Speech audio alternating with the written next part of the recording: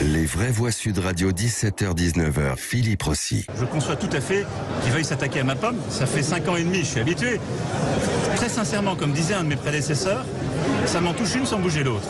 Le chef de l'État, Emmanuel Macron, paraphrasé Jacques Chirac. Pour répondre donc aux critiques de l'opposition sur l'affaire des Uber Files, ça m'en touche une sans faire bouger l'autre. Est-ce qu'un président de la République peut parler comme ça? C'est la question que l'on vous pose.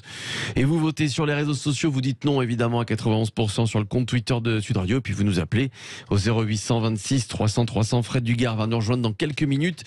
Notre débat avec Luc Krief, Jérôme Laverny, Emmanuel Jaffelin et le politologue Jean-Christophe Gallien. Bonsoir. Bonsoir. Bonsoir Monsieur Gallien, est-ce que cette phrase vous a choqué? Elle me choque par définition parce qu'on n'attend pas ça dans la bouche du président de la République. En tout cas en France, vous aviez un débat qui traitait des États-Unis tout à l'heure. Je connais bien pour avoir fait plein de campagnes aux États-Unis. C'est vrai qu'on peut utiliser certains verbatims ou en tout cas utiliser certains mots dans certaines circonstances. En France, le président de la République, c'est plus délicat, plus compliqué, en tout cas jusqu'à aujourd'hui, jusqu'à il y a quelques jours. C'est-à-dire qu'en fait, finalement, Emmanuel Macron s'affranchit d'un certain nombre de pratiques. Il cite un ancien président de la République qui avait proposé cette expression en dehors des caméras, en dehors des micros. C'était un témoignage qui était dans un contexte non pas privé, puisque c'était dans une activité pour le coup européenne et moins internationale. Et donc finalement, il est dans quelque chose qui est finalement peut-être dit un peu un moment de difficulté pour Emmanuel Macron en ce moment. C'est une perte de point de repère, ou en tout cas la volonté peut-être aussi de rentrer dans une dynamique où on cherche à choquer ou à créer quelque chose qui peut ramener les gens. Je parle pas du fond, encore une fois, le fond, on peut le discuter. L'affaire Uber, c'est une affaire qu'on peut imaginer comme étant quelque chose de difficile, ou au contraire, selon qu'on se pose de points de vue qu'on peut choisir, un atout pour ce pays.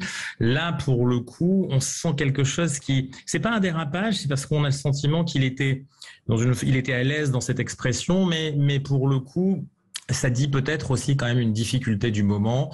C'est pas une perte de boussole, mais en tout cas une perte de point de repère. Ouais. Et puis finalement, il s'était excusé pendant la campagne, Emmanuel Macron, parfois à demi-mot, en expliquant qu'il était désolé s'il avait pu choquer, si parfois il avait pu paraître méprisant, mais finalement avec cette phrase, il recommence, chasser le naturel. Oui, alors c'est un peu différent parce que c'est pas quelque chose qui va toucher, par exemple, une population en difficulté, qui ne trouvait pas d'emploi, à traverser la rue. Il y a des expressions qui étaient parfois directement et politiquement violentes, si vous voulez. Là, en l'occurrence, il utilise une expression qu'on n'imagine pas, même autour d'un comptoir l'été, puisqu'il s'agit déjà du début de l'été ici, pouvoir être utilisé par le président de la République, hormis en prime. Évidemment, il peut bien dire ce qu'il veut.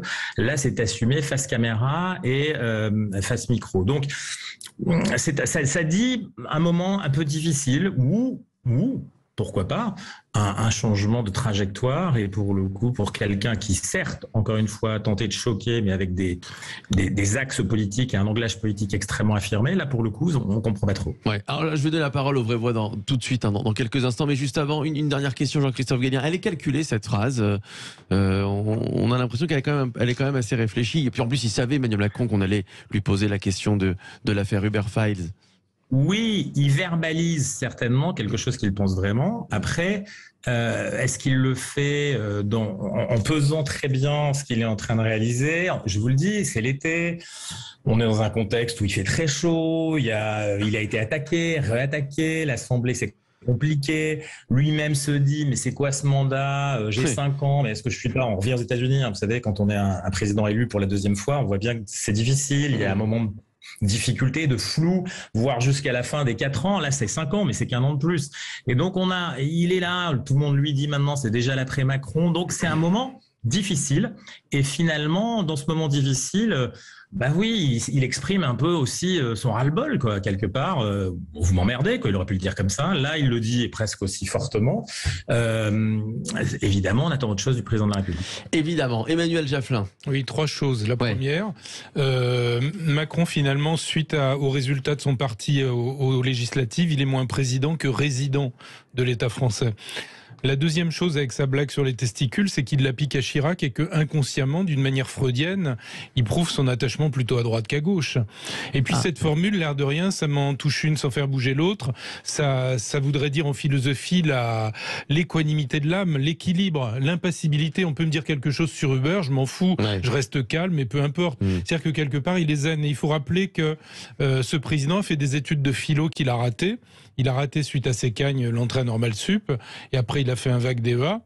Et donc, quelque part, il lui reste quelque chose de la sagesse, sauf qu'il le proclame par une expression vulgaire. Ouais. S'il paraphrasait Jacques Chirac dans son épreuve de philo, on comprend pourquoi il a raté.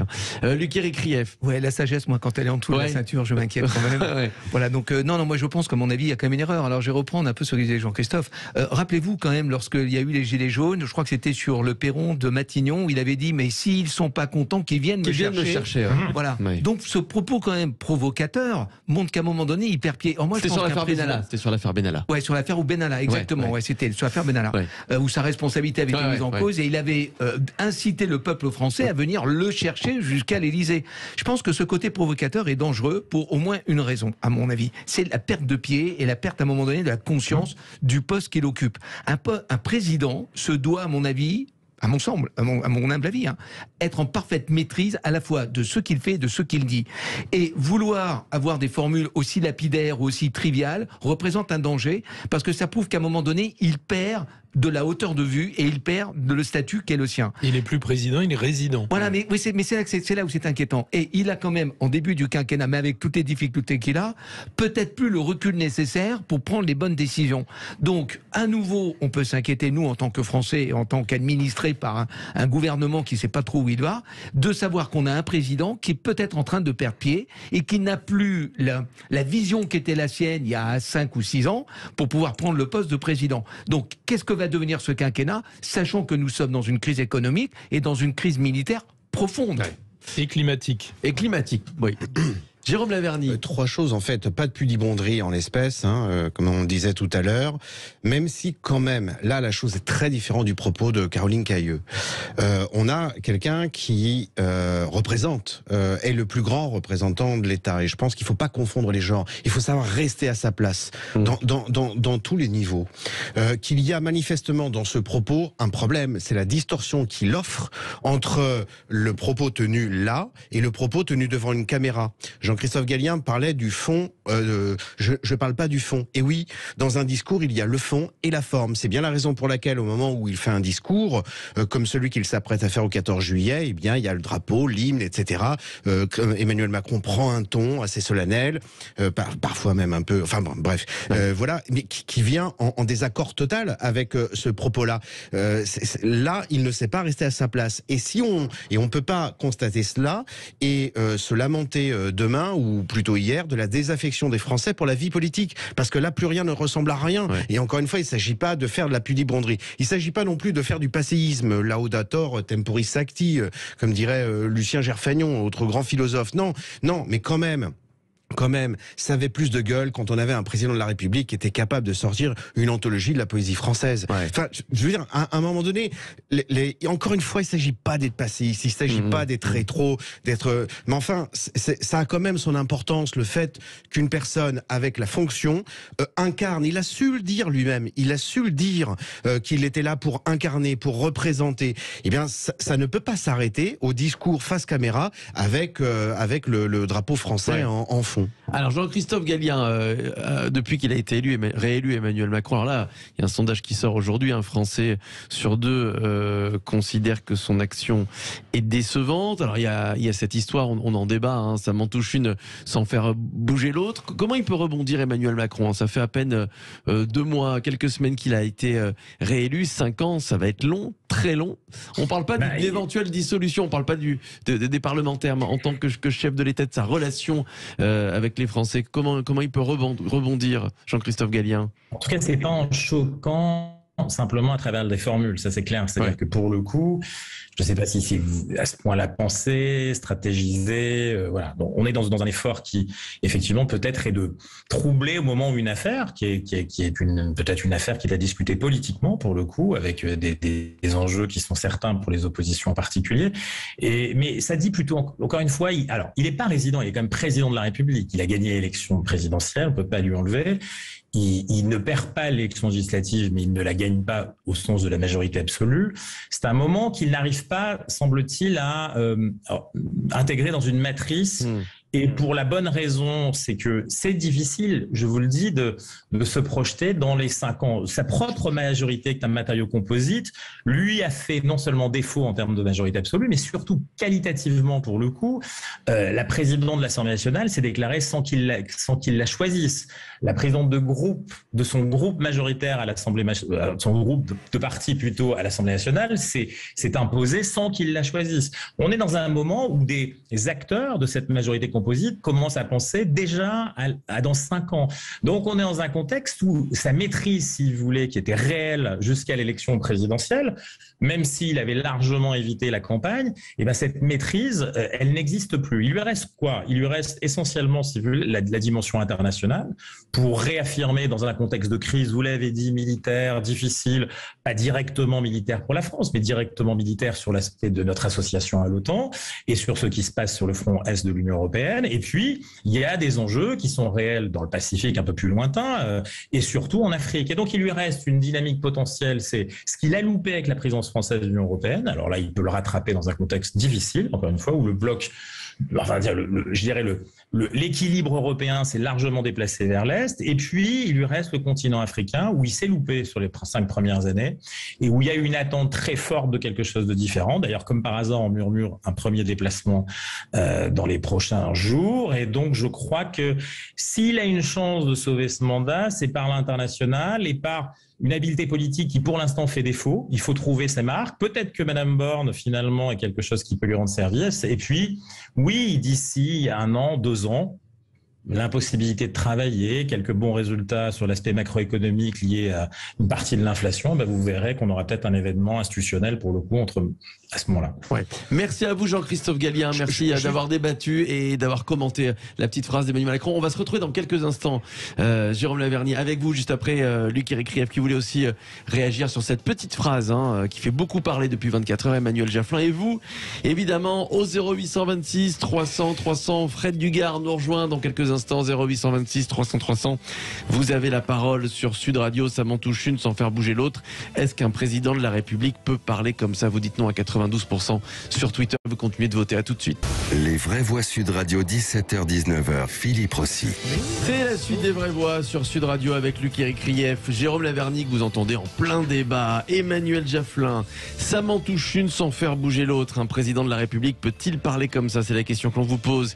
Et vous votez depuis 17h30 sur YouTube et Twitter. Vous dites non à 91%. On poursuit le débat avec Fred qui nous appelle du Gard, 0826 300 300. Bonsoir Fred.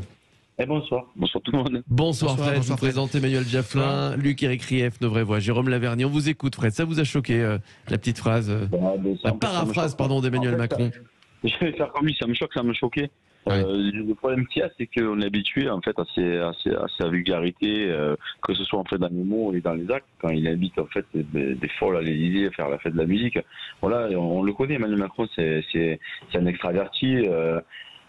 Qui est dans tous ses excès. Donc voilà, il nous humilie en permanence, les Français, avec d'autant plus qu'il est président, donc il humilie la France. Donc il est dans son rôle, quoi, on va dire. Je pense, parce qu'il a dit, il veut déconstruire l'histoire de France. Donc voilà, il est humiliant, il est indécent, voilà, c'est Emmanuel Macron. Moi, ce que je regrette, c'est qu'il n'y ait pas des députés qui disent, bon, maintenant on en a assez, il faut qu'on le vire, quoi. Parce que c'est pas là, les députés n'ont pas le pouvoir de le virer. De défaire un gouvernement, oui, avec une motion de censure. Mais censure, mais vous savez qu'il peut le destituer. Il peut le destituer, le président républicain. Non, compliqué. Ouais. Ah ben non, mais c'est compliqué. Mais malheureusement, aujourd'hui, on voit, il y a eu l'affaire Alstom, il y a eu machin, il y a eu Rothschild, il y a plein de choses, quoi. Voilà, il y a maintenant, c'est comment ça s'appelle, c'est l'histoire de Uber, voilà. Mais Macron, je suis désolé de le dire comme ça, c'est une pourriture. Voilà. Voilà, c'est ça. C'est votre avis, hein, évidemment. Jérôme Laverny. Alors moi, je voulais rajouter une chose, ce que j'avais dit 3 points. Si on analyse en plus le propos, en fait, il est inutile. Ça sert à strictement à rien d'aller là-dedans. Vous savez, c'est comme les gens qui parlent franglais dans les entreprises. On fait un débrief. Non, on peut dire, on fait un bilan. Ouais. Je te call à 3 heures. Non, Ouais. on peut dire, je t'appelle à 3 heures. Ouais. Alors, On dit je te zoome maintenant. Ça sert Je te strictement zoome à à rien. 15 heures. Bah oui, Ouais. c'est ça. Donc, le propos est stérile et inutile. Et il vient en écho à tout un tas d'actes de communication précédents. On parlait à l'instant de Sibeth Ndiaye lors de le premier confinement, tout un tas d'autres choses, le 14 juillet à l'Élysée, où on se dit, mais zut, on est dans une ère où la communication dispose des moyens les plus étendus, les plus performants, et pour autant, et sans aucun doute, on ne peut pas imaginer un seul instant que le président ne soit pas entouré de tout un tas de conseillers en communication. Alors là, il s'agit d'un propos relevant d'un acte spontané, mais enfin, tout de même, que font ces gens-là? Lucas Krief. Ouais, moi je crois que c'est un malaise beaucoup plus profond. Je vais prendre de l'autre côté. Rappelez-vous Mélenchon, lorsque son parti a été perquisitionné, qu'il a dit la République c'est moi. Oui, c'est D'accord. C'est-à-dire qu'à un moment donné, je crois que ces gens-là, ils s'estiment intouchables. Ouais. Peu importe ce qu'ils disent, peu importe ce qu'ils font. On voit bien qu'il n'y a plus le respect des institutions. Mélenchon était le premier à ne pas respecter la police, à bousculer et à vilipender l'officier de police qui était devant lui.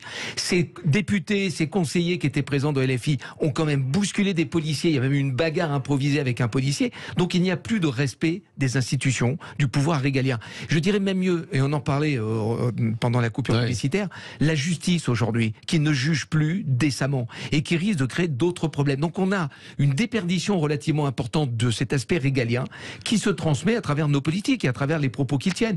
Il est évident que demain, un gars comme Poutine, mais quelle crédibilité va avoir Macron quand il dit ça m'en touche une sans faire bouger l'autre. Il se décrédibilise, c'est-à-dire que sur la scène internationale, on voit bien d'ailleurs ces résultats totalement inutiles et vraiment proches de la nullité, il est décrédibilisé. On n'a pas fait effondrer l'économie russe, on n'a pas réussi, c'est nos économies occidentales qui sont en train de s'effondrer.